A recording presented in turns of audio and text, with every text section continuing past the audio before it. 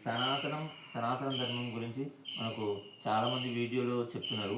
అది మాకు దాని గురించి అవగాహన లేదు. మీరు కొంచెం దయ ఉంచి సనాతన ధర్మం అసలు ఏంటిది, దాని వివరణ ఏంటిది? ఎవరైనా కూడా సనాతనం అంటే చెప్తున్నారు కానీ దాని అర్థం కావడం. సనాతనం గురించి వివరిస్తారా?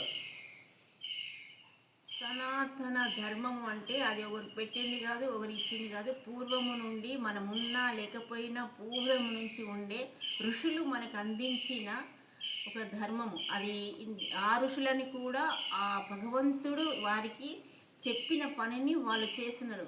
అంటే సత్యంలో ఉండి ఏది మనుషులకి ఏ ధర్మంలో అయితే ఉండాలో మనిషి ధర్మయుక్తంగా ఉండడము సనాతనము. ఆ ధర్మాన్ని మర్చిపోయిన ఈ రోజులలో సనాతన ధర్మము అంటే విషయం తెలవడం కూడా కష్టమే. ఆచార వ్యవహారాలు ఒక్కొక్క దేశానికి ఒక్కొక్క కట్టుబాటు, ఒక ఆచారము, ఒక వ్యవహారము, ఏ ప్రాంతంలో ఎలా ఉండాలో అలా ఉండడం జరుగుతుంది. ఆ ప్రాంతానికి వాళ్ళు జీవించిన జీవనానికి కావలసిన ఏర్పాట్లన్నీ కూడా సనాతనం కిందికి వస్తాయి. అంటే సనాతనంలోని ఒక భాగము. ఆ భాగాన్ని తీసుకొని వాళ్ళకు అనుకూలంగా ఉండి, నలుగురికి అనుకూలంగా ఉండి, సత్యంలో, ధర్మములో, న్యాయంలో ఉండే వ్యవస్థ సనాతన ధర్మము.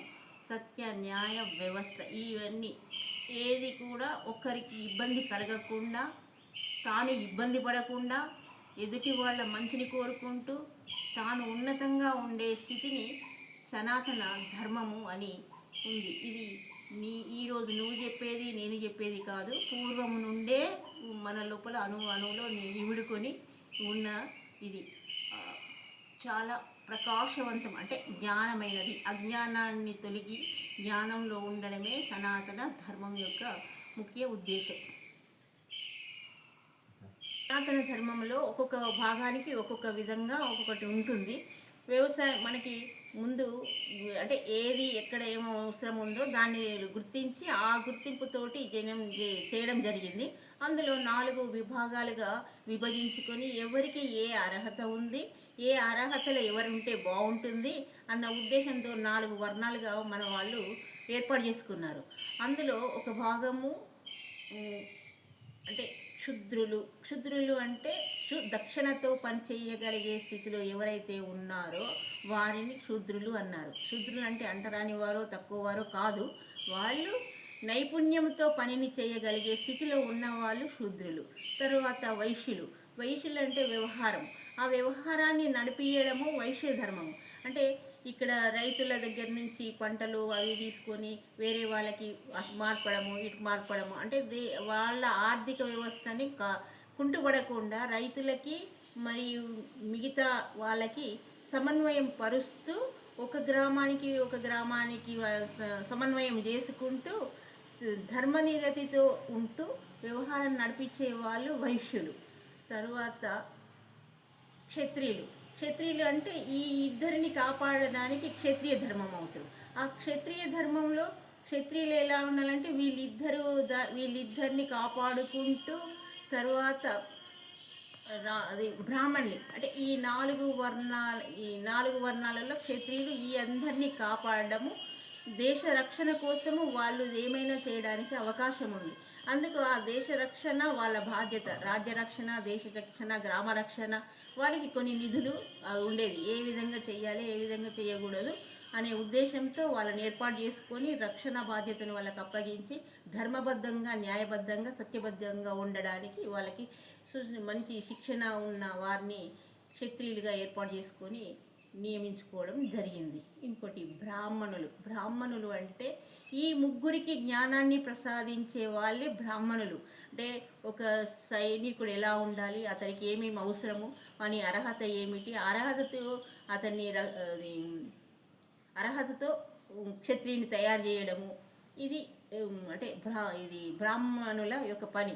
ఇటు క్షత్రియులను తయారు చేయాలన్నా, వైశ్యులను తయారు చేయాలన్నా, క్షుద్రులను తయారు చేయాలన్నా వాళ్ళకి ఏ విధంగా ఉంటే బాగుంటారు అనేది ఈ 3 వర్ణాల వాళ్ళకి శిక్షణనిస్తూ వాళ్ళు మంచి మార్గంలో నడిపించి మంచి అభివృద్ధిని పరిచే వాళ్ళు బ్రాహ్మణులు. అంటే జ్ఞానము ఈ 4 వర్ణాల పనుల లోతులు, పాతులు, కష్ట సుఖాలు, మంచి చెడ్డలు అన్నీ తెలిసిన వాళ్ళు బ్రాహ్మణులు.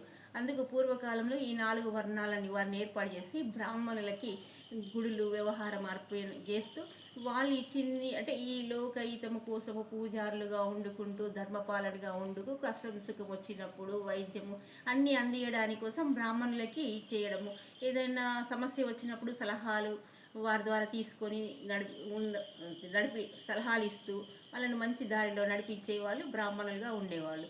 క్షత్రియులు ఈ వైశ్యులకి కానీ క్షుద్రులకు కానీ ఏదైనా ఆపదలు వచ్చినప్పుడు ఏమీ ఆశించకుండా వాళ్ళని రక్షించవలసిన బాధ్యత వాళ్ళకు ఉండేది. ఇది క్షత్రియ బాధ్యత. ఇంకో మళ్ళీ వైశ్యులు రైతులకి ఇబ్బందులు జరిగినప్పుడు కూడా వాళ్ళ దగ్గర ఉన్న ధన సహాయం చేస్తూ రైతులను ముందుకు నడిపిస్తూ వాళ్ళని మంచి స్థితిలో ఉంచుకుంటూ వాళ్ళు బాగుపడుకుంటూ వీళ్ళు బాగుపడుతూ ఉండడము వైశ్య ధర్మము.